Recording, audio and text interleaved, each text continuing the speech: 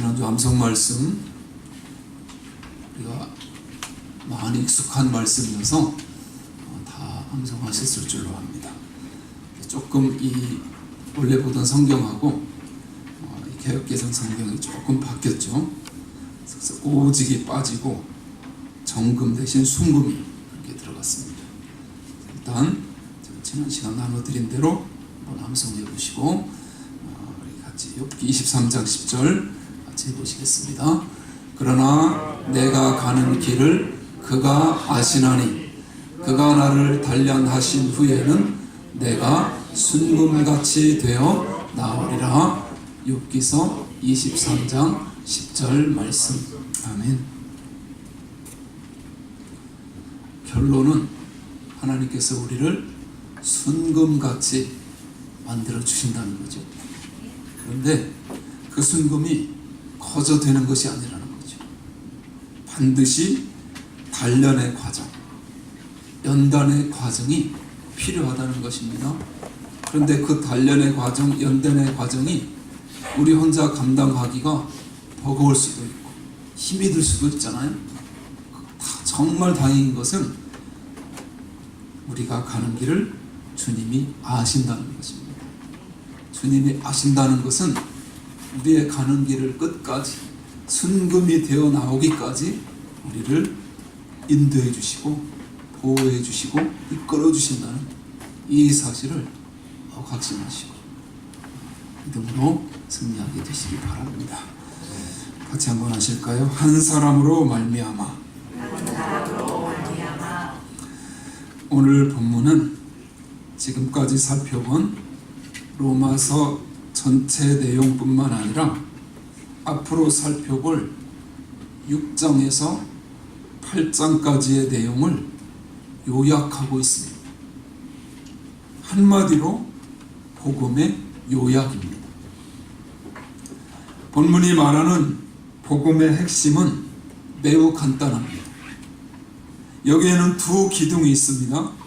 하나는 죄인됨의 의미가 무엇인가 하는 것이고, 또 하나는 의인됨의 의미가 무엇인가 하는 것입니다.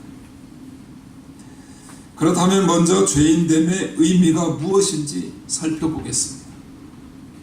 여러분, 왜 우리가 죄인인가요? 궁금하지만 묻기 힘든 질문입니다. 성경이 말하는 죄인됨의 의미를 정확하게 알고 계신가요? 교회에 나오는 대부분의 사람들은 자신이 죄인임을 인정하고 죄인됨의 의미를 압니다. 하지만 문제는 무엇인가요? 그들이 아는 죄인됨의 의미가 교회 밖 세상 사람들이 아는 죄인됨의 의미를 넘어서지 못한다는 것입니다. 세상 사람들이 생각하는 죄인됨의 의미는 무엇인가요? 전도할 때 선생님은 죄인이십니까? 그렇게 물으면 아니라고 주장하는 사람은 드뭅니다. 분명히 자신이 과거에 한 일이 있고 실수가 있는데 아닙니다. 저는 죄를 하나도 짓지 않았습니다. 라고 말할 사람이 어디에 있겠습니까? 그러므로 세상 사람들이 아는 죄인됨의 의미는 죄를 지었기 때문인 것입니다. 여러분, 교회 안에도 죄인됨의 의미를 이 정도로만 아는 사람이 많습니다.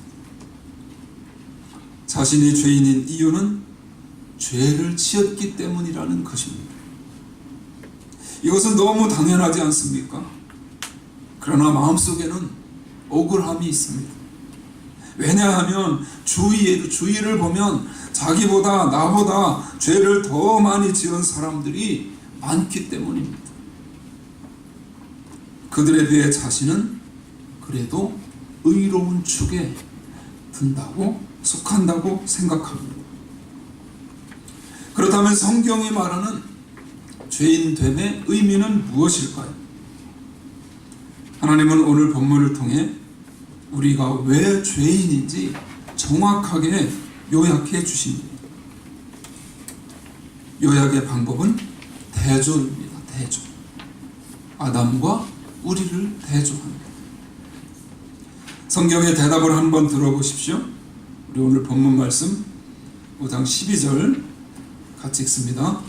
그러므로 한 사람으로 말미암아 죄가 세상에 들어오고 죄로 말미암아 사망이 들어왔나니 이와 같이 모든 사람이 죄를 지었으므로 사망이 모든 사람에게 이르렀느니라. 한 사람으로 말미암아 죄가 이 세상에 들어왔다고 말합니다. 그리고 그 한 사람의 죄로 말미암아 사망도 왔다고 이야기합니다. 그 한 사람이 누구인가요? 우리가 잘 아는 아담입니다.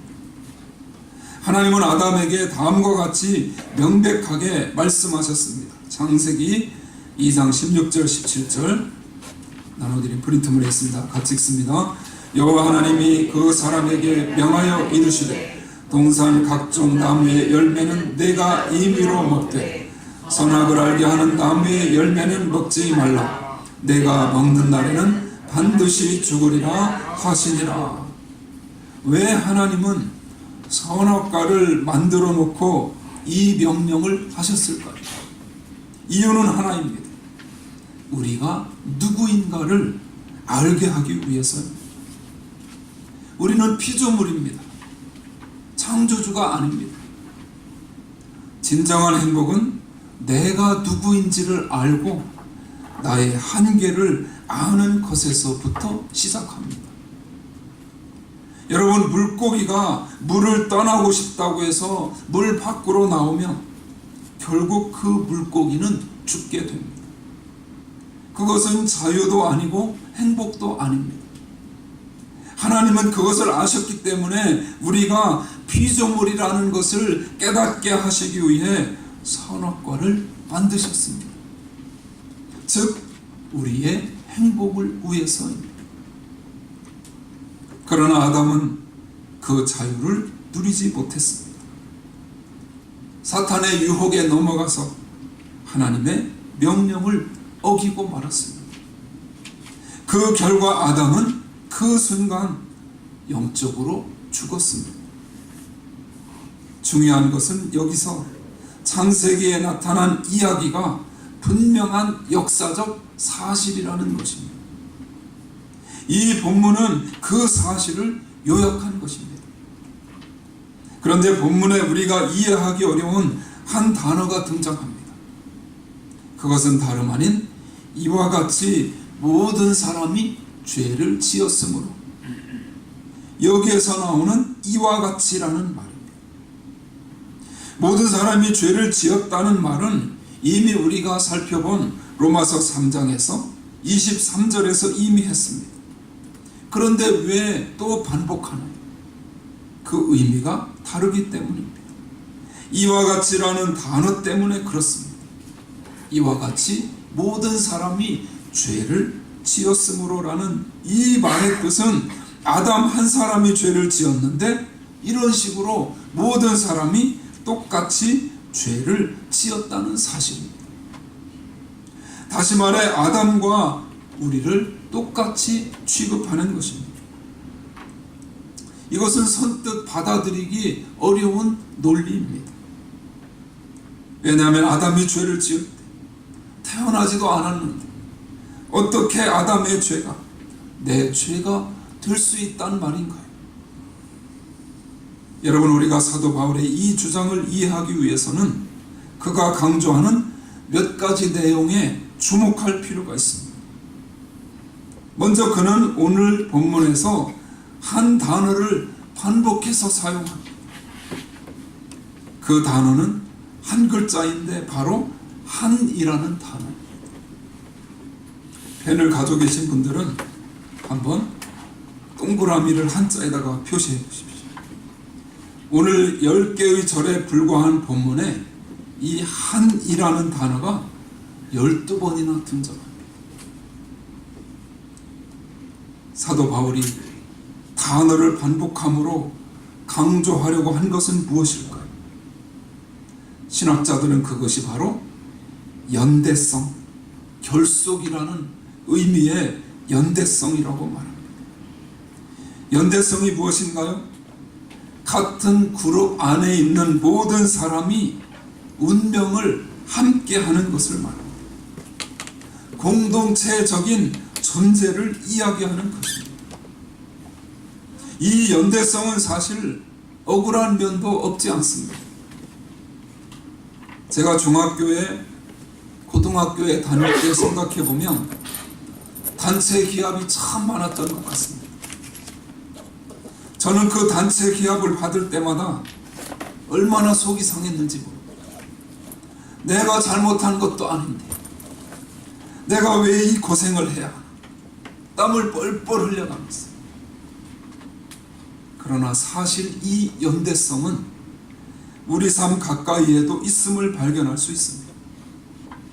예를 들어 비행기를 타고 가다가 사고가 나서 모든 승객이 사망했습니다.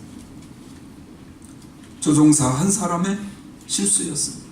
그 밖에 이유들이 있을 수도 있죠. 어찌됐든 모두가 죽고 말았습니다. 한 집안의 가장이 정신을 차리지 못하고 성실하지 않아서 사업에 부도를 내면 가족 모두가 고생을 합니다. 사장이 판단을 잘못해서 회사 문을 닫아버리면 직원들도 직업을 잃고 고난을 당합니다. 그 이유는 이들이 모두 연대되어 있기 때문입니다. 이처럼 연대성은 우리의 삶 가까이에 있습니다. 오늘 본문 12절 말씀에 나오는 모든 사람이 죄를 지었으므로라는 이 문장을 살펴보니 시제가 단순 과거입니다. 여기서는 에오리스트라는 특별한 과거 시제를 썼습니다. 이것은 현재 짓고 있는 죄도 아니고 장차 범할 죄도 아닙니다. 과거에 딱 한 번 지은 죄를 가리킵니다. 따라서 12절은 이런 이야기입니다. 한 사람이 죄를 범했는데 모든 사람, 즉 우리 역시 과거에 딱 한 번 죄를 범했다는 그런 의미입니다. 다시 말해 아담의 범죄가 우리의 범죄가 되었다는 것입니다. 우리 쪽에서 보면 억울하기 짝이 없지만 이것은 피할 수 없는 사실입니다. 아담의 범죄가 혼자만의 범죄가 아니라 인류를 대표하는 것이기 때문입니다.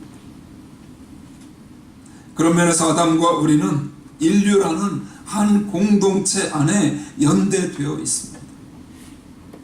이것이 바로 성경이 말하는 죄인됨의 의미입니다. 성경이 말하는 죄인됨의 의미는 행동 이전의 문제입니다. 그러므로 이 땅에 사는 모든 인류는 다 죄인입니다. 아담이 죄를 지을 때 우리도 함께 그 자리에서 죄를 지은 것입니다. 사도 바울은 이 연대성을 증명하기 위해 다음과 같이 말합니다. 14절 말씀 같이 읽습니다. 그러나 아담으로부터 모세까지 아담의 범죄와 같은 죄를 짓지 아니한 자들까지도 사망이 왕노릇하였나니 아담은 오실자의 모형이라. 선악과를 따먹기는커녕 보기라도 했으면 이렇게 억울하지는 않겠다는 생각이 들지 않나요? 그런데 사도 바울은 만일 우리가 아담과 함께 그 자리에서 죄를 범하지 않았다면 우리는 죽지 말아야 하는데 그렇지 않다고 말합니다. 한 사람으로 말미암아 죄가 세상에 들어오고 그 죄로 말미암아 사망이 들어왔다고 말씀해주고 있습니다. 여러분, 우리는 왜 죄인인가? 죄를 지어서 죄인이 아닙니다. 죄를 짓지 않은 영아조차도 죄인입니다. 우리는 모두가 아담 안에 있었기 때문에 죄인으로 태어나는 것입니다.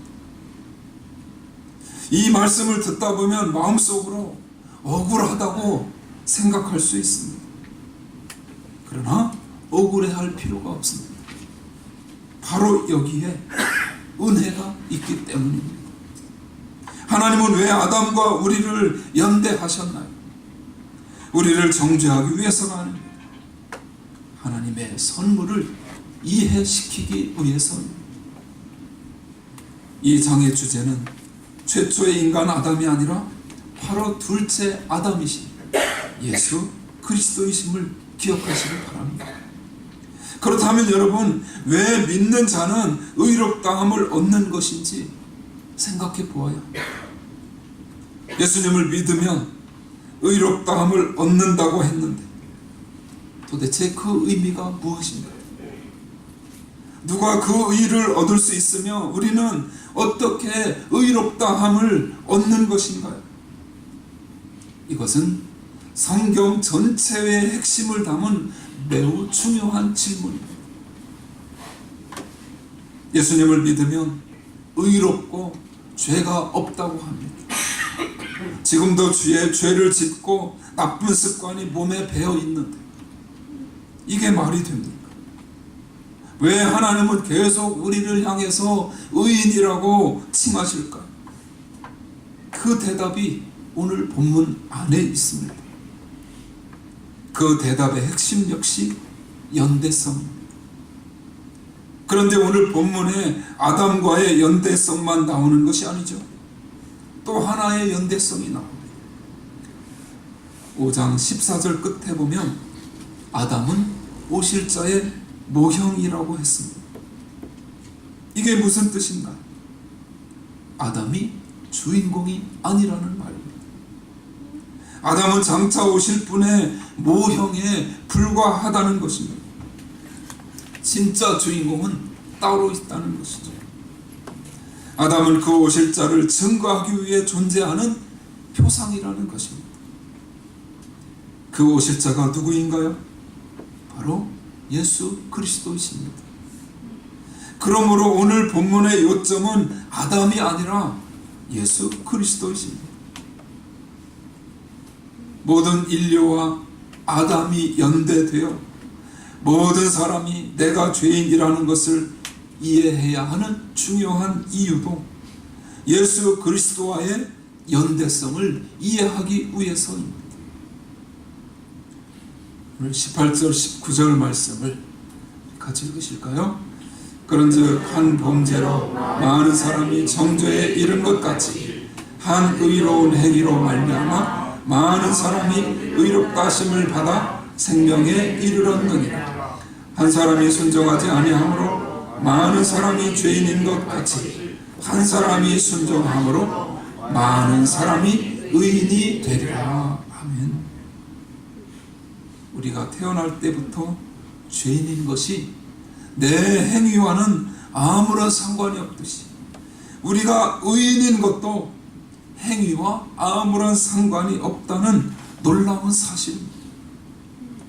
예수 믿는 그 순간에 의롭다함을 얻습니까?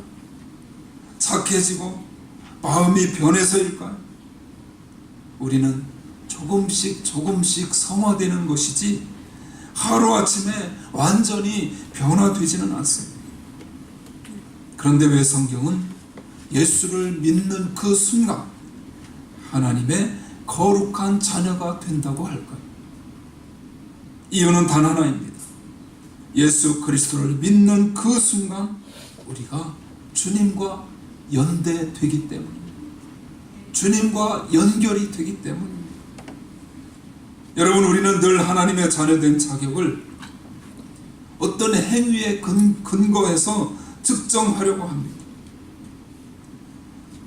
어느 날 성령이 충만해서 즐거운 마음으로 교회에 옵니다. 그때 구원 받았습니까? 라고 물으면 아멘 할렐루야라고 외칩니다. 그런데 하루는 부부싸움을 하고 화가 부글부글 끓어서 혼자 차를 쌩 몰고 옵니다. 그런데 구원 받았습니까? 그렇게 물으면 이때는 자신이 없습니다. 교회 안에 이런 사람이 얼마나 많은지 모릅니다. 하나님이 의롭다고 여겨주시는 것은 우리의 행위와는 전혀 상관이 없습니다. 우리의 행위가 얼마만큼이면 의롭다고 여겨주실까요? 또 그 하나님의 기준에 우리가 얼마만큼이나 행위로 도달할 수 있을까요? 하나님은 예수님을 믿는 순간 왜 우리를 의롭다고 하실까요? 우리가 예수님과 연결이 되어 있고 예수님과 하나가 되어 있고 예수님과 결속이 되어 있고 예수님과 연대되어 있기 때문인 줄로 믿습니다. 예수님이 의롭기 때문에 우리도 의롭게 되는 것입니다. 우리는 순종하지 못했지만 예수님이 순종하셨기 때문에 예수님의 순종을 우리의 순종으로 보시는 것입니다. 방금 읽은 18절, 19절 말씀인 것입니다. 그런 면에서 여러분, 우리는 예수님을 믿을 때 놀라운 일이 일어납니다. 그것은 아담과 연대되었던 죽음의 계곡에서 벗어나 예수님과 연대된다는 놀라운 사실입니다. 우리가 예수님과 연대되면 어떤 일이 일어나나요? 예수님은 이 땅에서 완벽하게 100% 의로우셨습니다. 그래서 하나님은 예수님 때문에 저와 여러분을 의롭다고 여겨주시는 것입니다. 예수님이 십자가에서 죽으셨지 우리가 죽은 게 아님에도 불구하고 예수님을 믿는 순간 우리는 그분에게 연대됩니다. 그래서 성경은 이렇게 말합니다. 내가 그리스도와 함께 십자가에 못 박혀 죽었나니.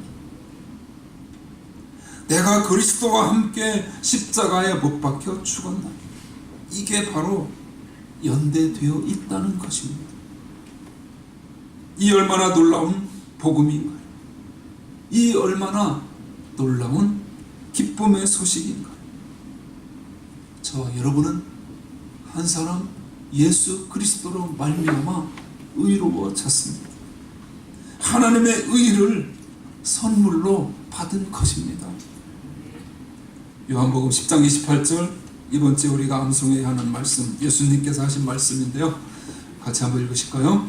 내가 그들에게 영생을 주노니 영원히 멸망하지 아니할 것이요 또 그들을 내 손에서 빼앗을 자가 없느니라. 아멘. 여러분, 우리는 예수님과 연대되었습니다. 예수님은 내가 저희에게 영생을 주노니 영원히 멸망하지 아니할 터이요 또 저희를 내 손에서 빼앗을 자가 없느니라. 아무도 빼앗아가지 못하도록 내가 철동같이 지켜주겠다는 말씀이지 않습니까? 놀라운 선언입니다. 그렇다면 우리는 여기서 예수님과 하나가 되었어요. 예수님과 연결이 되어서 얻는 축복이 무엇인지를 정확히 알고 신앙생활을 해야 합니다. 오늘 본문은 명확하게 두 가지 사실을 설명합니다. 예수님과 연대로 얻는 첫 번째 축복은 같이 하실까요? 생명 안에서 왕노릇하게 된다. 17절 말씀 우리 같이 읽으시죠. 한 사람의 범죄로 말미암아 사망이 그 한 사람을 통하여 왕노릇하였은즉 더욱 은혜와 의의 선물을 넘치게 받는 자들을 한 분 예수 그리스도를 통하여 생명 안에서 왕노릇하리라. 아멘. 사도 바울은 예수님과의 연대에서 비롯된 귀한 축복을 설명하기 위해서 우리가 아담과의 연대에서 얻게 된 사망이 왕노릇하는 현상과 비교합니다. 그래서 한 사람의 범죄로 말미암아 사망이 그 한 사람을 통하여 왕노릇하였은즉이라는 이 말씀은 우리가 잘 아는 사실입니다. 아담이 범죄한 순간부터 사망이 왕노릇하게 되었습니다. 이 말은 모든 사람이 그 통치 아래서 억압당한다는 말입니다. 거기에 굴복할 수밖에 없다는 말입니다. 아담이 불순종한 그 순간부터 이 땅은 사망의 권세를 부리는 공동묘지가 되었습니다. 그러므로 그 누가 사망의 통치에서 벗어날 수가 있겠습니까? 누구도 그 통치에서 벗어날 수 없습니다. 어린아이나 노인이나 부자나 가난한 자나 배운 자나 배우지 못한 자나 그 누구도 예외 없이 사망의 노예로 살아갑니다. 하지만 여러분, 조금 전에 읽은 17절 말씀이 우리에게 소망을 줍니다. 더욱 은혜와 의의 선물을 넘치게 받은 자들이 누구인가? 믿는 자들입니다. 바로 예수님을 마음에 영접하여 그분과 연대된 연결되어진 그분 안에 거하는, 그분이 내 안에 거하는 저와 여러분을 말하는 것입니다. 예수님을 믿는 그 순간 하나님은 우리에게 은혜와 선물을 넘치게 주신다고 말씀하십니다. 인간의 계산법을 따라서 주시는 것이 아니라 우리가 생각하는 그 이상으로 넘치게 부어주신다고 말씀하십니다. 그 넘치는 선물, 그 넘치는 은혜 중 하나가 바로 생명 안에서 왕노릇하는 것입니다. 사망이 우리에게 왕노릇하는 고통은 말할 수 없이 크지만 우리가 예수님과 연대되어 드릴 생명 안에서 왕노릇하는 것과는 비교할 수가 없습니다. 그래서 사망의 고통이 크면 클수록 우리를 향한 하나님의 은혜와 선물은 더욱더 크고 넘치게 될 줄로 믿습니다. 예수님과 연대에서 비롯된 두 번째 축복은 무엇인가? 그것은 우리가 같이 하십니다. 은혜 안에서 왕노릇한다. 은혜 안에서 생명 안에서 은혜 안에서 왕노릇한다는 사실. 20절 말씀 우리 같이 한번 읽으실까요? 율법이 들어온 것은 범죄를 더하게 하려 함이라. 그러나 죄가 더한 곳에 은혜가 더욱 넘쳐나니. 율법이 들어온 것은 범죄를 더하게 하기 위함이라는 이 말씀은 율법의 기능에 대해서 설명하는 것입니다.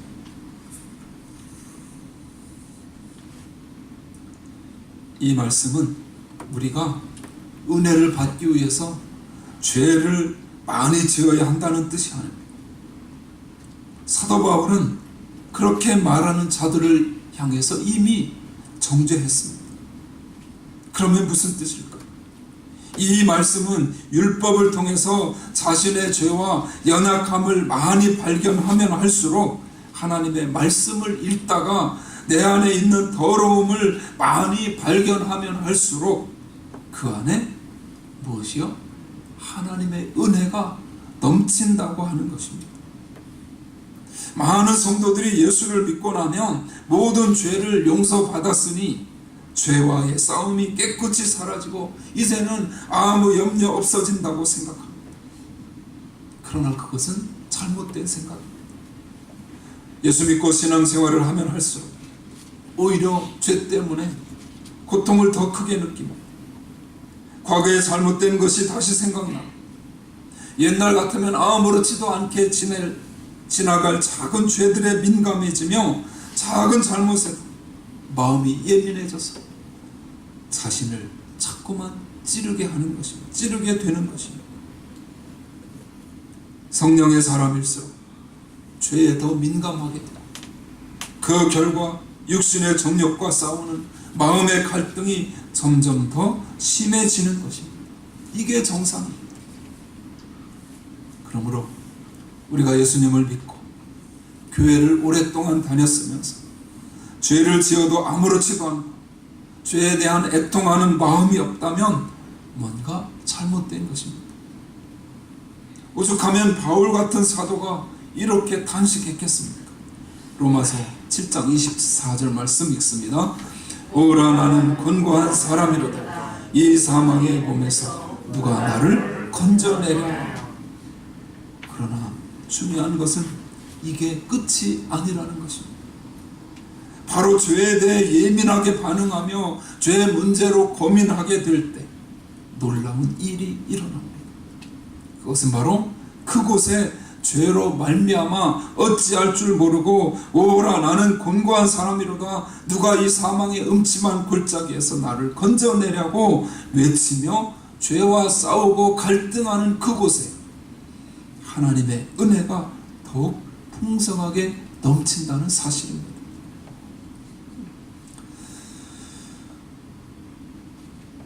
여러분, 죄의 반대가 무엇인가요? 의입니다. 그런데 오늘 죄가 사망 안에서 왕노릇하는 것에 관해 누가 왕노릇하나요? 21절 말씀 같이 읽습니다. 이는 죄가 사망 안에서 왕노릇한 것 같이 은혜도 또한 의로 말미암아 왕노릇하여 우리 주 예수 그리스도로 말미암아 영생에 이르게 하려 함이라. 바로 은혜라고 하는 사실. 은혜도 또한 의로 말미암아 왕노릇하며 그랬습니다. 무슨 뜻인가요? 죄를 상대할 척수는 우리 안에 있는 의로움이 아니라는 말입니다. 우리는 행위로 죄를 이기는 것이 아닙니다. 우리 안에 있는 작은 의가 아니라 바로 은혜가 죄를 상대하는 적수가 된다는 말입니다. 그런 의미에서 하늘에서 내려오는 의를 선물로 주신 하나님의 은혜가 죄를 사하실 것을 신뢰하시기 바랍니다. 그러므로 오늘부터 어떤 죄에게도 찌지 마시기 바랍니다. 사탄은 늘 우리의 과거의 죄를 들춥니다. 오늘 실수하여 죄를 범하면 우리를 고소합니다. 내 꼴을 좀 보라고 합니다. 내가 뭘 한다고 그러냐고, 내가 그래가지고 무슨 그리스도인이냐고 그렇게 나옵니다. 그러나 그때마다 기억하십시오. 죄의 상대는 내가 아니라 하나님의 은혜라고. 그래서 죄가 더한 곳에 하나님의 은혜가 더욱 넘치는 것입니다. 사랑하는 여러분, 사도 바울도 죄책감에 시달렸습니다. 그러나 그 모든 죄책감을 하나님의 은혜로 극복하였습니다. 하나님의 은혜가 우리로 하여금 죽음을 이기고 생명 안에서 왕노릇하게 합니다. 이 사실을 믿으시기 바랍니다. 하나님의 은혜가 죄를 이깁니다. 그래서 우리는 승리할 수 있습니다. 그러므로 생명과 은혜로 사탄의 무기인 죽음과 죄를 이기시기 바랍니다. 한 사람 예수 그리스도로 말미암아 우리는 넉넉히 이기게 되는 줄로 믿습니다.